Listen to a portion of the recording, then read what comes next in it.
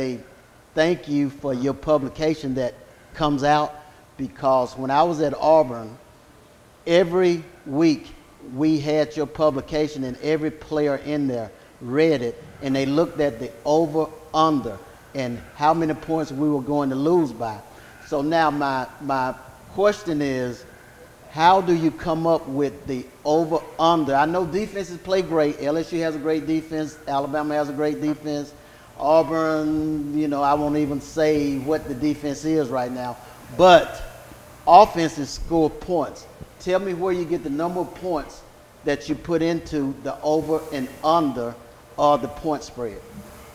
Yeah, it's about, the official line's about 32, which is, I think is about right. Auburn, early in the year, Auburn wasn't good, but their defense played a couple of games. They played LSU, actually were in that game in the fourth quarter, had Clemson in the game in the fourth quarter, and then they were, up and down their quarterbacks, and the team just lost confidence. And, of course, Georgia and A&M beat them by 40, just obliterated them down at Auburn. Auburn defense has had its moments. Offensively, they hadn't had a quarterback play. They got the new kid they put in there, and, he's not ready. He's a good talent, but he's not really ready. They know that, but they're trying to build for the future. Lexington was an outstanding player for them, and, of course, he's gone over the year now. Emory Blake's a big-time receiver. But for Auburn to have a chance in this football game, I think the special teams, McCaleb is a big-time returner. I think they'd have to break a kick or two. Create a couple of turnovers, and hope the quarterback could make a play for them or two. Really, when you add it all up, I don't give Auburn much chance in this ball game. Alabama is just too strong on both sides of the line of scrimmage, and Auburn doesn't have a quarterback that I think is ready for this kind of game. So, I don't know if I'm answering the question, but I think it's a 32 points is about where I would have put the line, and that's what I actually think it came out at 34 and came down to 32. But yeah, Alabama's 4 touchdowns better. If Auburn were to get a break, get a turnover, Auburn has nothing to lose, as we know. They've got no pressure on them. Nobody expects them to do anything in this football game, really. So, stranger things have happened. Not much stranger. The only thing I remember stranger was, I don't know if you guys remember, Southern Cal was number 1 in the country, 37-point favorite at home to Stanford. Stanford beat them. So, well, Lindsey, that brings up a great point. I think we should stop it right there and come back next week after the Iron Bowl and kind of get an evaluation on your thoughts on where Alabama is going and where Auburn needs to go after this game, because we'll get an assessment of what Auburn's capable of doing after playing against the number 2 team in the country. Yeah, I mean, in my opinion, Auburn needs to make a change. I think the fan base, I think if you ask Auburn fans, 90% would say that Auburn needs to make a change. Chiswick's lost this team, regardless of what the players say. Auburn is, in our magazines, Gary, we rank the recruiting Rivals. We use Rivals. They've been our partner over the last 5 years. Auburn's been ranked like 9th in the country over the last 5 years. Wow. They brought in players. That's not the issue. I mean, they've lost a lot of those players, and they hadn't coached them up, you'd have to say. So, in my humble opinion, they got to make a change. But, I'm not sure the president is ready to do that yet. But I think they lost the team. They lost the confidence of the fan base. And if you don't have that, you don't have much. I mean, Auburn traditionally has been a top 15 program. They haven't been in the, up with the Alabama, maybe in the USC's and Notre Dame, maybe a lifetime, but they're in the next tier. They traditionally have a very good program, and they've been getting the players, and they've got the fan base. So, I think they got to make a change at the top, but apparently they haven't. I'm not sure that decision has been made yet, because, it seems like there's some hesitation. The president is not a football guy. Jay Jacobs, most of the Auburn fan base, I think, would like for the athletic director to be canned too. But I don't know if that's going to happen. I'm not sure who's going to make the decision to get a new coach. So they owe him a lot of money. I know that. They're not going to do anything until December the 1st because his buyout comes down from 10 to, I believe, if what I've read is correct, 10 to $7.5 million at December the 1st. So they're going to probably have to wait for that from a financial standpoint. But I think they got to make a change at the top. It's my opinion. And, Okay. I was concerned. Go ahead. I'm sorry. I know. I was saying that's great. We got to go to break now, Lindy. But I appreciate you coming on. Too, Gary. I appreciate you having me on. All right. Thank you so much.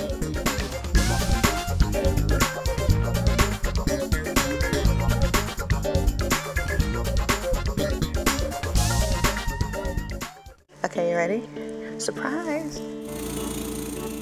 Yeah! Wait for me. Come on. Yeah. Daddy? Yeah? The power of yeah. Yeah. Brought to you in part by Alabama Power. Always on.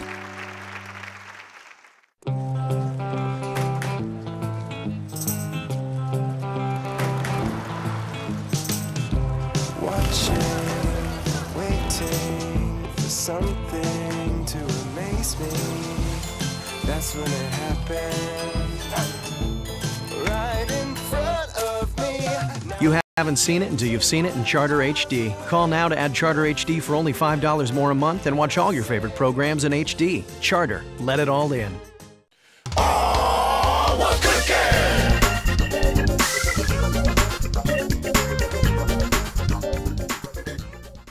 Welcome back to What's Cooking in Sports. We've got Lars Anderson on Skype with us, as we do every week. We'll talk a little bit of SEC football. We got the Iron Bowl, of course, is the big thing coming up this week. I think, Lars, how you doing, by the way? Doing good. Always glad to be with you guys. Okay, well, great. The Iron Bowl, Lars, not really the kind of Iron Bowl that we're used to having or that most fans want to see. I think everybody kind of knows the inevitable is going to happen, but what's your take on it? Is there anything good maybe that could come out of it for Auburn, even if it is what people expect that it's going to be? I mean, I think if you're looking at Chizik and whether or not he is going to return as coach, you need to look at the effort level of the players, and you can tell in a couple games this year the team has quit on him. And that, to me, is the first sign that a coach is in big-time trouble, even if he did win a national championship less than 2 years ago. So I think you're looking at that just to see if it's a competitive game. And I think, frankly, it will be more competitive than what Las Vegas thinks and what a lot of people around the Birmingham and Alabama area think. It's this classic rivalry game. Emotions will be, at a fever pitch. And so if Auburn can hang for the first quarter or so, I think that would be a big victory, just a sort of moral victory for Auburn. I think looking ahead at the players there, look at the quarterback position. I think if it's going to be Chizik or if it's going to be a new coach coming in, they're going to go the JUCO route and try to find a mature junior college quarterback who can come in and step in and play right away. I don't think there's a quarterback on that roster right now that looks like an SEC quarterback. And I think for Auburn, you hang your hat on the running game and with Mason, and you hope you can maybe hit one or two plays over the top just to try to keep it within 17 points at halftime.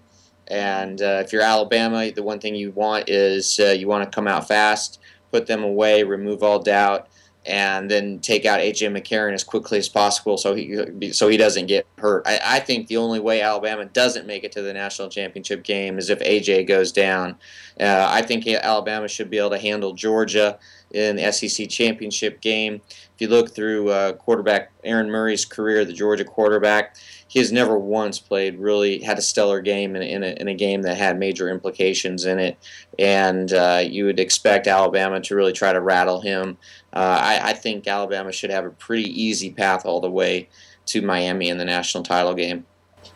And so, Lars, having said that, who would your prediction be as to who Alabama would play in the national championship? It's unclear. Notre Dame got a huge boost or something very favorable happened to them when USC quarterback Matt Barkley went out last week. He's not going to be playing. So Notre Dame has a tremendous defense, perhaps the best in the country. So they're going to be going against an untested quarterback.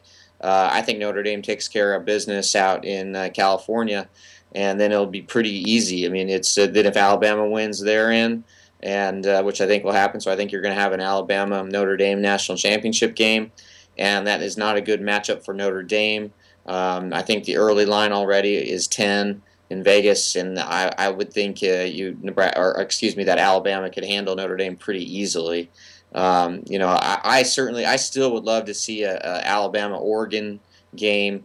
That game last week, Oregon getting upset by Stanford caught most people nationally by surprise.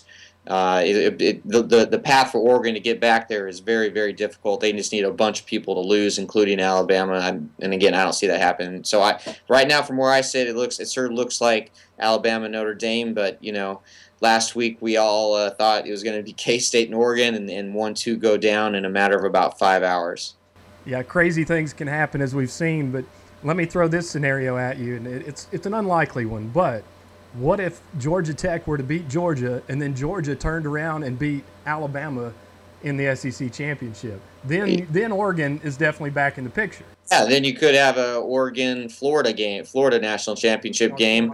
Yeah. And then, what if Florida gets beat by Florida State? You could have Florida State backing in there, or then you could even have K-State getting back into the mix. So, I mean, there's still a lot of things that can happen, but if you sort of just assess everything logically, it should be Alabama, Notre Dame. That's what logic would suggest that. I just don't see Alabama losing again this year. They had their one letdown game. They had their one game where they just didn't play well. And I think a Nick Saban coach team won't make the same kind of mental errors. They won't fall behind 20-0. And so I like Alabama's chances all the way this year. But let's step back to the Iron Bowl. What would your prediction be? Let's have a Lars Anderson prediction. I'll go 49-14 Alabama. Okay.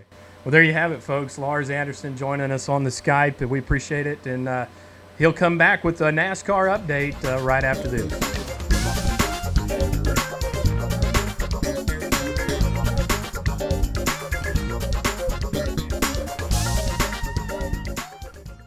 Okay, you ready? Surprise. Yeah! Wait for me! Come on. Yeah, yeah, yeah, yeah, yeah, yeah. Daddy? Yeah? The power of yeah. Yeah.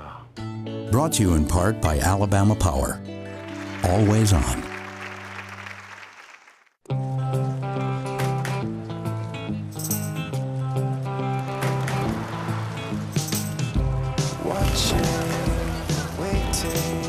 Something to amaze me.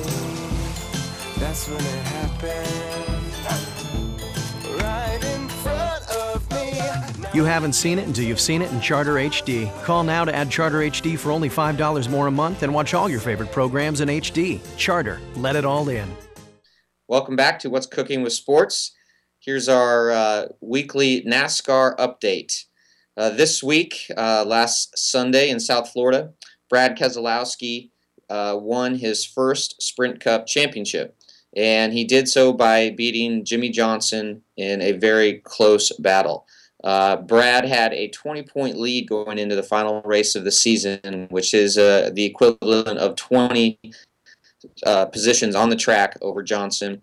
But things got a little, so that should have been a wide enough margin for Brad to coast to the title. All he needed to do was finish 15th or better, and no matter, even if Johnson won the race, Keselowski still would win the championship. But things got a little dicey for Keselowski late in the race because he got on a different fuel sequence as Jimmy Johnson did, and Jimmy was only going to have to pit one more time, and Brad was going to have to pit twice. And so there was a stretch there for about 10 minutes that it looked like Jimmy could steal the championship. It looked like Jimmy was going to win the race with relative ease, and Keselowski, because his pit crew had kind of messed up on their pit strategy, he was looking at a 24th or 25th place finish, which would have given Johnson the title. But then Johnson ended up having a mechanical failure with about 30 laps to go, and he had to go to the garage, and that ended the championship, ended his championship hopes. And given the fact that Keselowski, he's only in his third season, he's only the third driver ever to win a championship in his third season, joining Dale Earnhardt Sr. and Jeff Gordon, and the fact he's only 28 years old, and he's only the third driver as well to win a championship in his 30s.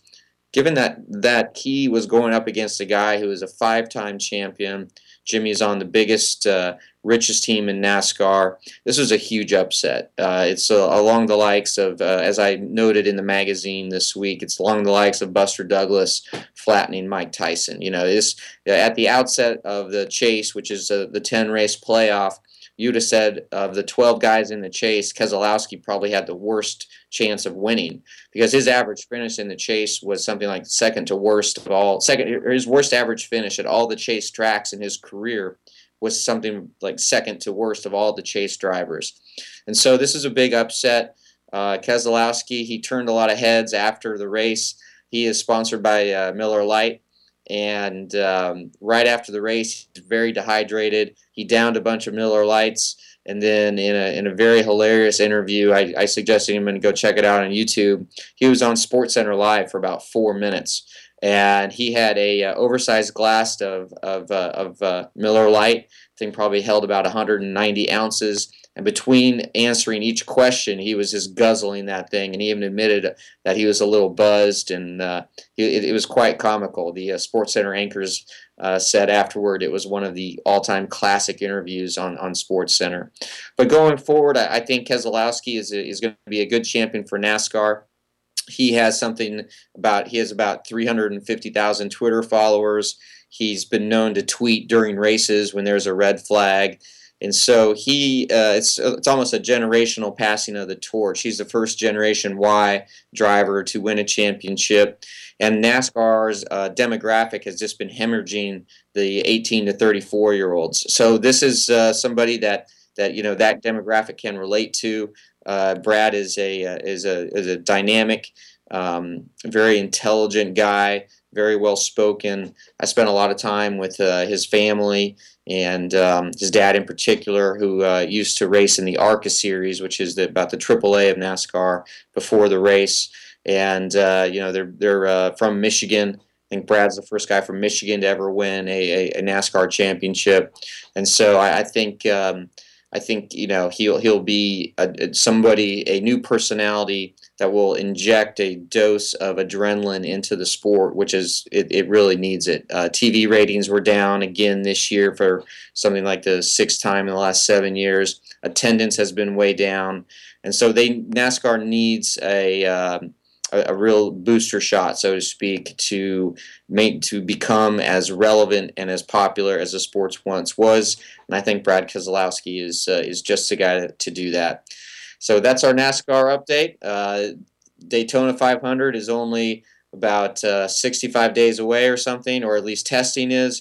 And so we'll be back with you here on this program, and we'll be previewing that race here in early February.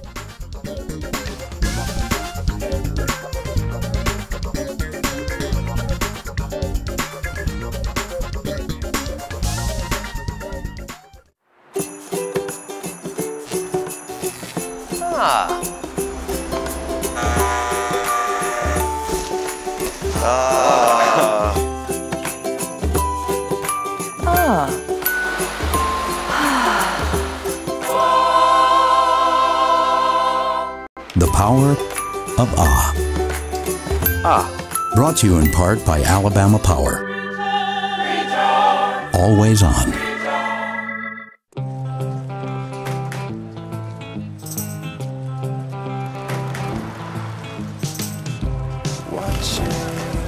Waiting for something to amaze me. That's when it happened. Right in front of me.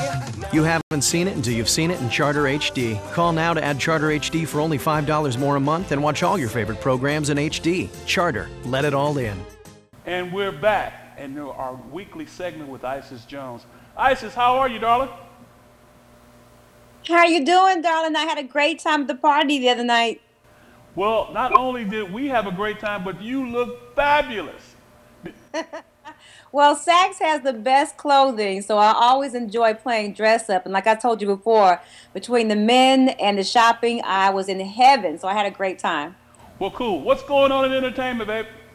Well, you know something? Actually, history is being made 2 times this week. You imagine that? What's going on? Check this out.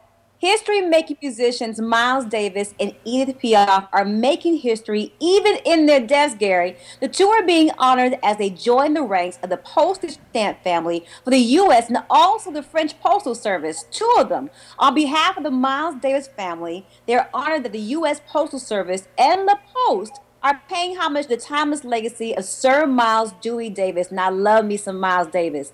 That is Cheryl Davis, Aaron Davis, and then Wilburn Jr., Miles' daughter, son, and nephew, respectively. Along with a commemorative stamp, check this out, Davis's life will soon be on display in a feature film currently in production.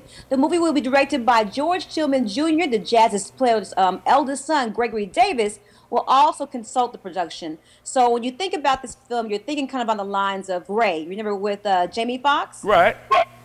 Well, it's going to be kind of like in that kind of shot in that form. So we're looking forward to it. And you know I'll let you know when it comes out and when it's final production. But the second part of history being made today, and something that I know a lot of rock and roll fans are going to appreciate, for all my AC/DC fans, the Australian rock band AC/DC has decided to allow their music to be finally sold on iTunes, according to Rolling Stone. Now, a lot of folks may be asking, why is this so amazing? This is where there have been a slew of bands, including the Beatles, that have refused to sell their music on iTunes.